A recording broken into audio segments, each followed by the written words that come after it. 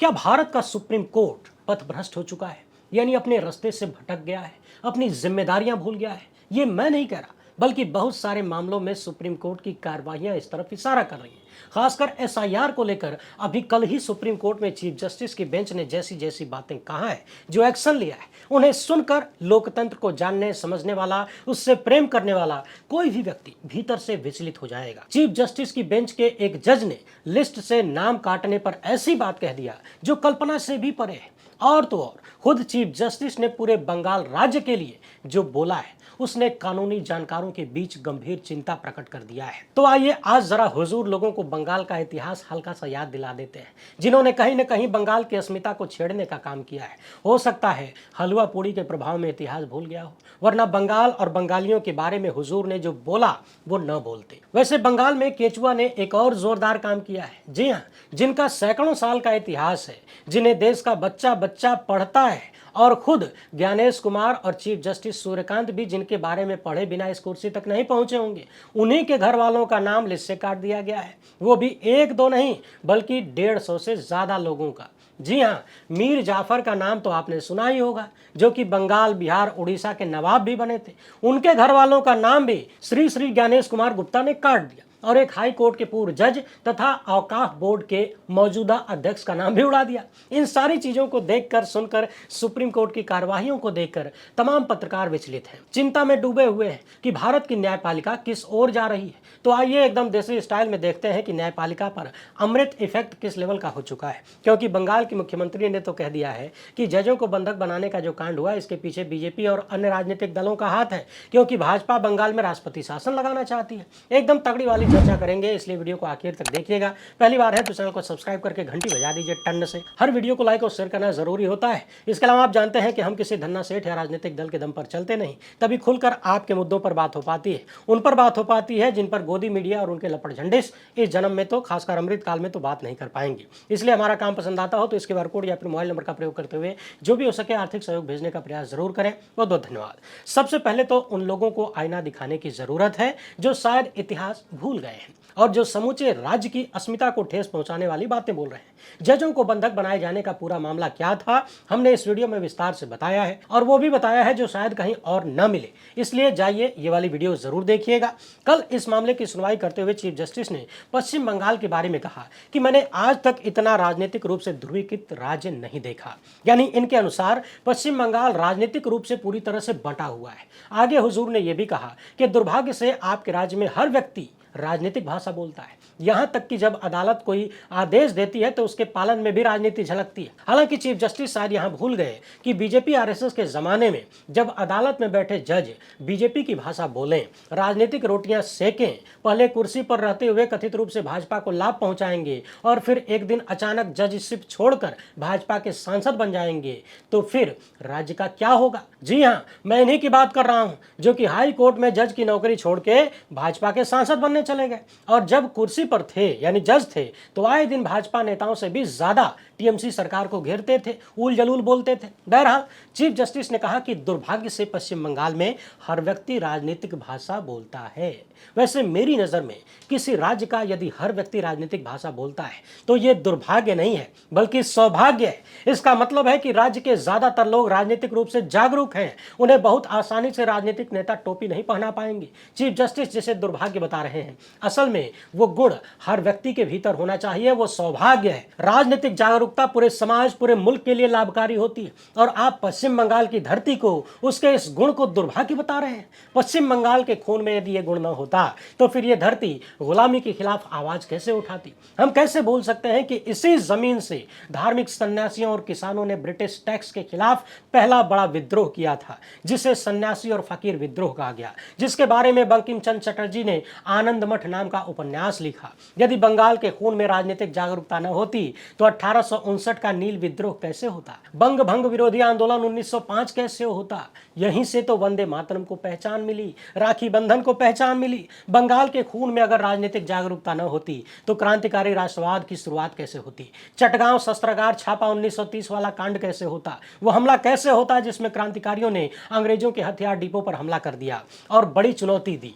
हुजूर, क्या आप भूल गए कि बंगाल की राजनीतिक जागरूकता वाले खून ने ही सुभाष चंद्र बोस यानी नेताजी जैसा लाल भारत को दिया और उन्होंने ही नारा दिया कि तुम मुझे खून दो, मैं तुम्हें आजादी दूंगा? क्या आप भूल गए कि बंगाल के राजनीतिक रूप से जागृत खून ने ही खुदीराम बोस जैसा एक नौजवान दिया जो कि 18 साल की उम्र में देश के नाम पर हंसते हंसते फांसी चढ़ गया? जरा पता लगाइए कि आज देश में ऐसे कितने नौजवान हैं। ज्यादातर को तो आईपीएल में ठूस दिया गया है या फिर जो बचे खुचे हिंदू मुसलमान कर रहे हैं। यदि बंगाल के खून में राजनीतिक जागरूकता न होती हुजूर, तो सूरसेन जैसे मास्टर दा कहां से आ जाते? जो चटगांव विद्रोह के महानायक थे वो शायद पैदा ही ना हो पाते। विनय बादल और दिनेश जैसे धुरंधर पैदा ना होते जिन्होंने अंग्रेजों के सचिवालय में घुसकर ब्रिटिश अधिकारियों पर हमला किया था। वो राजनीतिक चेतना का ही असर है जिसने मातंगिनी हाजरा को 73 साल की उम्र में तिरंगा थामे हुए अंग्रेजों की गोली खाने की हिम्मत दिया। बंगाल की भूमि ने ही चित्तरंजन दास, देशबंधु जैसे लाल भारत को दिए और अभी जिनके नाम पर और जिसके लेखन का प्रयोग कुछ लोग अपनी राजनीतिक रोटी सेकने के लिए कर रहे हैं,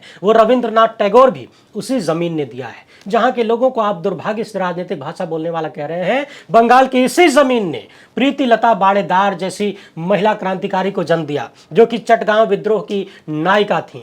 इसी जमीन ने रास बिहारी बोस जैसे नेता दिया जिन्होंने गदर आंदोलन का झंडा बुलंद किया। आप दर्शक ही बताइए कि बंगाल की जमीन और बंगाल के खून में राजनीतिक चेतना न होती, अपने अधिकारों को लेकर जागरूकता न होती, तो सैकड़ों साल पहले क्या इतने सारे वीर सपूत भारत को मिल पाते? और आज उसी बंगाल की राजनीतिक चेतना को दुर्भाग्य बताया जा रहा है। अगर यह दुर्भाग्य है तो काश ऐसा ही दुर्भाग्य पूरे भारत को लग जाए। भारत का बच्चा बच्चा राजनीतिक रूप से जागृत हो जाए, राजनीतिक भाषा बोलने लगे, ताकि 100% झूठ बोलने वाले नेता सत्ता में ना आ पाए, जनता को टोपी न पहना पाए। कल चीफ जस्टिस ने यह भी कहा कि हमने न्यायिक अधिकारियों की तैनाती का आदेश इसलिए दिया क्योंकि हमें लगा कि एसआईआर में जो आपत्तियां हैं उनको निपटारे में एक निष्पक्ष ढांचा बनाया जाए। अब सवाल यह है कि यदि चीफ जस्टिस को लगा कि एसआईआर में जजों की ड्यूटी लगाने से ही निष्पक्षता आएगी, तो क्या इसी तरह हर जगह निष्पक्षता लानी होगी? जहां पर भी वहां जजों को ठोक देंगे, वहां जजों को लगा दिया जाएगा। और क्या न्यायिक अधिकारियों को एसआईआर की ड्यूटी में लगाने से निष्पक्षता आ गई है? क्या बंगाल के लोगों ने ऐसा कुछ कहा है? ऐसी कोई रिपोर्ट आई है क्या कि निष्पक्षता आ गई? और फिर न्याय का पहला नियम है हर पक्ष की सुनवाई, सबको अपनी बात रखने का अधिकार। जो लोग वहां भीड़ की शक्ल में मौजूद थे वो अपनी बात रखना चाहते थे, अधिकारियों से मिलना चाहते थे, लेकिन उन्हें मिलने नहीं दिया गया। तो फिर एक पक्ष को बिना सुने आप कैसे निष्पक्षता लाएंगे? आप दर्शक अपनी स्क्रीन पर इस खबर को देखिए। कमरे में बेड पर दो शख्स बैठे हैं। एक की उम्र 82 साल है, नाम है सैयद रजा अली मिर्जा। दूसरे हैं उनके बेटे सैयद मोहम्मद फहीम मिर्जा। 82 साल के बुजुर्ग दीवार पर टंगी अपने पूर्वजों की तस्वीर दिखा रहे हैं और बता रहे हैं कि ये लोग यहाँ के नवाब रह चुके हैं। वैसे भी आप सभी दर्शक यदि इतिहास पढ़े हैं तो भारत का इतिहास, बंगाल का इतिहास मीर जाफर के नाम के बिना पूरा नहीं होता। वो अलग बात है कि मीर जाफर को बहुत सारे लोग धोखेबाज, गद्दार कहते हैं क्योंकि उन्होंने प्लासी के युद्ध में पद और लालच के चक्कर में बंगाल के नवाब सिराजुद्दौला के साथ विश्वासघात किया। वही तो सेना के प्रधान सेनापति थे, लेकिन अंग्रेजों से मिल गए, इसलिए इतिहास में इन्हें बदनामी भी मिली।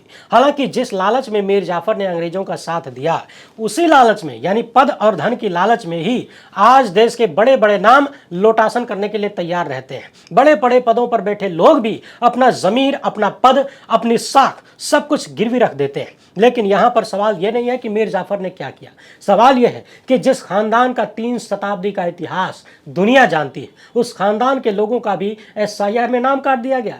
82 साल के ये बुजुर्ग बता रहे हैं कि उनके बेटे, बहू और खुद उनका भी नाम काट दिया गया है। और आसपास के मीर जाफर के वंशज और तमाम रिश्तेदारों को मिलाकर 150 से भी ज्यादा नवाबों के वंशजों का नाम काट दिया गया है। मीर जाफर बंगाल, बिहार और उड़ीसा के नवाब बने थे और अब केंचुआ ने बड़ी मेहनत करके देश के नवाबों के खानदान वालों का भी नाम काट दिया है। मीर जाफर के वंशज का कहना है कि मैं स्तब्ध हूं कि मेरा भी नाम हटा दिया गया है। मैं तो अपने पूर्वजों के साथ उसी जमीन में दफन होना चाहता था जहां पर हमारे 1100 से ज्यादा पूर्वज दफन है। यही मेरी अंतिम इच्छा है। हमने सरकारी नौकरी के कागज दिखा दिए, शिक्षा के दस्तावेज दिखा दिए, सब कुछ जमा कर दिया, मगर फिर भी नाम काट दिया। आपको जानकर आश्चर्य होगा कि बूथ नंबर 121 और 122 पर कुल 1600 वोटर थे, जिनमें से 350 नाम हटाए गए और 350 में से 150 लोग बंगाल के पूर्व नवाबों के परिवार और रिश्तेदारों के वोटर हैं। उन्होंने यह भी कहा कि अब न्यायालय में अपील करने की तैयारी कर रहे हैं। बाकी न्यायालय की स्पीड कितनी अच्छी है आप तो जानते ही हैं।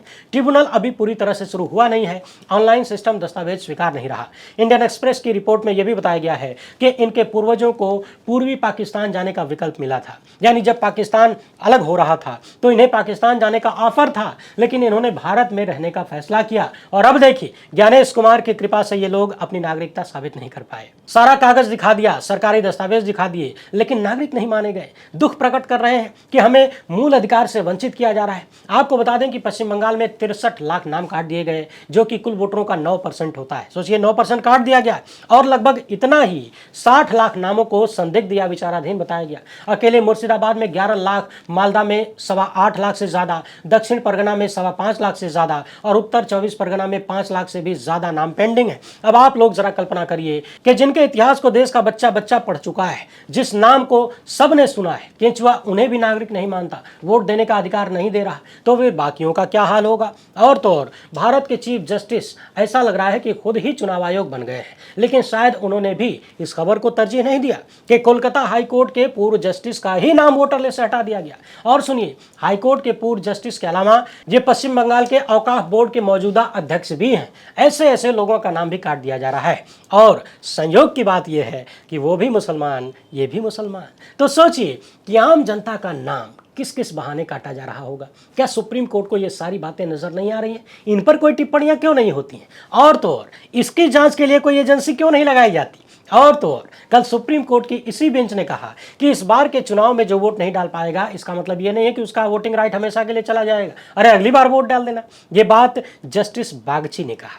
अब हुजूर से सवाल होना चाहिए कि आपको सुप्रीम कोर्ट जज बनने से पहले यदि किसी और का नाम आगे कर दिया गया होता और आपसे कहा जाता कि आप इस बार सुप्रीम कोर्ट जज नहीं बन पाए, इसका मतलब ये थोड़ी है कि भविष्य में नहीं बन पाएंगे। अरे अगली बार आपका नंबर आएगा, इंतजार करिए, आप भी बन जाएंगे। तो हुजूर, आपको कैसा लगता? और आप जिस बेंच में हैं उसी में एक जज साहब ऐसे भी हैं जो 56 सीनियर जजों को सुपरसीड करके सुप्रीम कोर्ट लाए गए हैं। कभी फुर्सत मिले तो उन 56 सीनियर जजों से पूछिएगा कैसा लगा जब उनकी सीनियरिटी को भुलाकर एक विशेष काबिलियत वाले को सुप्रीम कोर्ट बुला लिया गया। हालांकि इनकी विशेष काबिलियत अब तक पता नहीं चली, हमें जो मालूम थी हमने आपको पूर्व में बताया है। जस्टिस पंचोली की बात कर रहा हूं। माननीय जजों को कौन बताए कि जनता का अधिकार हर बार वोट देने का होता है और आप चाहते हैं कि लोग इस बात से संतुष्ट हो जाएं कि चलो अगली बार वोट डाल लेंगे। अब तो इस तरह की बातें स्पष्ट संदेश देने लगी हैं कि क्या सब लोग मिलकर पश्चिम बंगाल में भाजपा की सरकार बनवाना चाहते हैं? क्या ये भाजपाई सिस्टम का हिस्सा है कि एक बार घुसने की देर है, एक बार घुसने का मौका मिल गया तो फिर हर जगह अपना कब्जा होगा, पूरी व्यवस्था, पूरा सिस्टम अपने हिसाब से चलेगी, फिर एक बार चुनाव हो चाहे 5 बार हो, 50 बार हो, हम जीतते रहेंगे क्योंकि सिस्टम अपने हाथ में होगा। सवाल है कि जिस सुप्रीम कोर्ट में लोग SIR के खिलाफ उसे रोकने के लिए गए थे, वही सुप्रीम कोर्ट अब एकदम केंचुआ के लाइन पर SIR करवाने में जुटा हुआ नजर आ रहा है। चीफ जस्टिस ने मुर्शिदाबाद की घटना पर NIA से जांच करवाने का निर्देश दे दिया और बंगाल के वकील से पूछ रहे थे कि क्या आप ये सोच रहे हैं कि हमको नहीं मालूम है कि घटना के पीछे कौन से उपद्रवी हैं? तो हुजूर, जब आपको मालूम ही है तो फिर NIA क्या करेगी? बहरहाल, विशेषकर सुप्रीम कोर्ट और न्यायपालिका के मामलों को कवर करने वाले पत्रकार सौरभ दास ने लिखा है कि यह तो सरासर पाखंड है।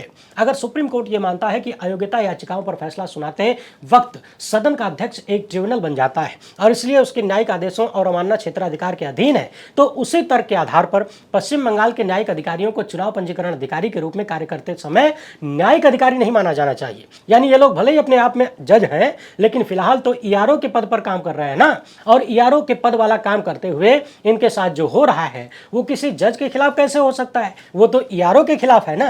ERO के आचरण और कार्यप्रणाली पर आपत्ति को सुप्रीम कोर्ट की अवमानना क्यों माना जाना चाहिए?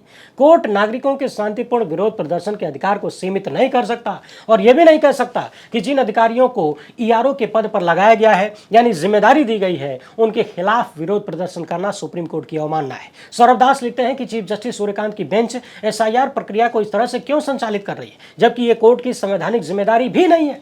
चुनाव से कुछ दिन पहले ही पूरे राज्य न्यायपालिका को इस घोर राजनीतिक कवायद में घसीट लिया गया है। यानी जो काम चुनाव आयोग का था, जो चौतरफा विवादित काम है राजनीतिक रूप से, उस काम में न्यायपालिका को घसीट दिया गया। सौरभ दास लिखते हैं दूसरे ट्वीट में कि चीफ जस्टिस की पीठ जिस तरह से बंगाल SIR को संभाल रही है वो न्यायपालिका के लिए बिल्कुल भी अच्छे संकेत नहीं है। बंगाल की राजनीति में सुप्रीम कोर्ट की सक्रिय भूमिका बढ़ती जा रही है, खासकर आज जब NIA जांच का निर्देश दिया गया। SIR प्रक्रिया की संवैधानिकता पर फैसला करने और स्पष्ट रूप से पक्षपाती चुनाव आयोग की शक्तियों पर स्पष्ट सीमाएं तय करने की बजाय चीफ जस्टिस की पीठ ने स्वयं इस प्रक्रिया को चलाने की गहरी रुचि अपनाया है और यह सुनिश्चित किया जा रहा है कि एसआईआर की प्रक्रिया बिना किसी बाधा के आगे बढ़ती रहे। यानी सुप्रीम कोर्ट का काम था कि एसआईआर की प्रक्रिया की वैधानिकता को जांचे, यह बताए कि यह काम सही है कि नहीं, गलत है, वैध है या अवैध है, उस पर फैसला करने की बजाय सुप्रीम कोर्ट खुद ही रास्ता साफ करते हुए दिख रहा है। चिंता की बात यह है कि पीठ में बैठे अन्य दो जज चीफ जस्टिस के इस रवैये पर कोई आपत्ति नहीं जताते। उल्टे कहा जाता है कि जो इस चुनाव में वोट नहीं दे सकता, अरे अगले चुनाव में वोट दे लेगा। बड़े पैमाने पर यहां लोगों को मताधिकार से वंचित किया जा रहा है। गंभीर आरोप लग रहे हैं मगर उसकी कोई चिंता नहीं। हर तरफ अदालतों की आलोचना होने लगी है। ऐसे टाइम में जब चुनाव आयोग जैसी संवैधानिक संस्था पर पूर्ण रूपेण कब्जा हो चुका है, राजनीतिक रूप से संवेदनशील इस मामले में सुप्रीम कोर्ट जो कर रहा है उस पर गंभीर सवाल उठते हैं। आम आदमी पार्टी का दिल्ली में संवैधानिक संकट जो था उसमें अदालती निष्क्रियता से स्पष्ट रूप से भाजपा को लाभ मिला, लेकिन बंगाल के मामले में अदालत निष्क्रिय नहीं है बल्कि सक्रिय है और न्यायपालिका की उसी सक्रियता से जो हो रहा है वो सबके सामने है। सुप्रीम कोर्ट जो कह रहा है उससे लगता है कि देश में अब एक और विपक्षी सरकार के लिए गंभीर राजनीतिक परिणाम हो सकते हैं। सुप्रीम कोर्ट का काम था निष्पक्ष, न्यायपूर्ण और समान अवसर प्रदान करना, लेकिन बंगाल एसआईआर मामले में ठीक उल्टा होता हुआ दिख रहा है। सुप्रीम कोर्ट को केवल एसआईआर की वैधता पर निर्णय लेने तक ही सीमित रहना चाहिए था। यह देखना चाहिए था कि इतनी जल्दी में यह सब कुछ क्यों करवाया जा रहा है और इसके कारण बड़े पैमाने पर लोगों का अधिकार छीना जा रहा है। उल्टे न्यायपालिका ने अपने ही लोगों को इस काम में उलझा दिया। चुनाव आयोग के काम में न्यायिक अधिकारियों का उपयोग बहुत ही गंभीर है। सुप्रीम कोर्ट खाप पंचायत की तरह चलती हुई दिख रही है और यह सब कुछ न्यायपालिका जैसी संस्था को गंभीर रूप से नुकसान पहुंचाने वाला एक जोखिम पैदा करते हैं। न्यायपालिका की विश्वसनीयता जनता के विश्वास और बेदाग ईमानदार की छवि पर टिकी होती है। एक बार जब यह छवि धूमिल हो जाती है तो केवल अराजकता ही हावी हो जाती है। मगर चीफ जस्टिस ने इन सभी चिंताओं को पूरी तरह से नजरअंदाज कर दिया है और इन सब में बार एसोसिएशन की चुप्पी भी उतनी ही चिंताजनक है। जबकि बार एसोसिएशन का काम है कि पीठ पर नियंत्रण रखना, यानी बार का काम है बेंच पर नजर बनाए रखना, लेकिन बार वो काम नहीं कर रहा है। सौरभ दास लिखते हैं कि बंगाल का चुनाव चाहे जिस भी तरह से हो, इस घटनाक्रम से सुप्रीम कोर्ट के जजों की भूमिका को कभी भुलाया नहीं जा सकेगा। वही बात जो हम पहले दिन से कह रहे हैं कि लोग गए थे सुप्रीम कोर्ट में कि साहब चुनाव आयोग एसआईआर करवा रहा है, नागरिकता की जांच कर रहा है, इसके पास अधिकार नहीं है, यह गलत निर्णय है, इसको रोकिए। मगर सुप्रीम कोर्ट ने वैधानिकता की जांच करने की बजाय प्रक्रिया पर फोकस कर दिया और न सिर्फ ध्यान दिया बल्कि प्रक्रिया में खुद ही शामिल हो चुका है। उधर बंगाल की मुख्यमंत्री ममता बनर्जी का कहना है कि मालदा में जो हुआ वो भाजपा, एमआईएम और कांग्रेस ने प्लान करके किया है। यह सब कुछ राज्य को बदनाम करने के लिए किया गया है, चुनाव को प्रभावित करने के लिए किया गया है, एक प्लानिंग के तहत हुआ है। बनर्जी ने यह भी कहा कि भारतीय जनता पार्टी राज्य में राष्ट्रपति शासन लगाना चाहती है। वैसे यहीं से एक सवाल यह भी पैदा होता है कि जब बंगाल में आचार संहिता लागू है, पूरी व्यवस्था चुनाव आयोग के हाथों में है, तो फिर सुप्रीम कोर्ट में बार बार राज्य सरकार को निशाना क्यों बनाया गया? क्या यह भी किसी का हिस्सा है? क्योंकि सुप्रीम कोर्ट में उपस्थित तमाम महानुभावों को यह बात मालूम न हो, ख्याल में न हो कि बंगाल की कानून व्यवस्था चुनाव आयोग के हाथ में है, ये तो संभव नहीं है। फिर राज्य सरकार को बदनाम करने की सुपारी कहां कहां तक पहुंची है? क्या सच में ऐसा कुछ चल रहा है? वैसे आप लोग इस मामले पर क्या सोचते हैं? अपनी राय कमेंट बॉक्स में जरूर लिखिएगा। पहली बार है तो चैनल को सब्सक्राइब कर लीजिए, वीडियो को ज्यादा से ज्यादा लोगों तक पहुंचाइए। फिलहाल इतना ही, हमसे जुड़ने के लिए बहुत बहुत धन्यवाद। जय हिंद।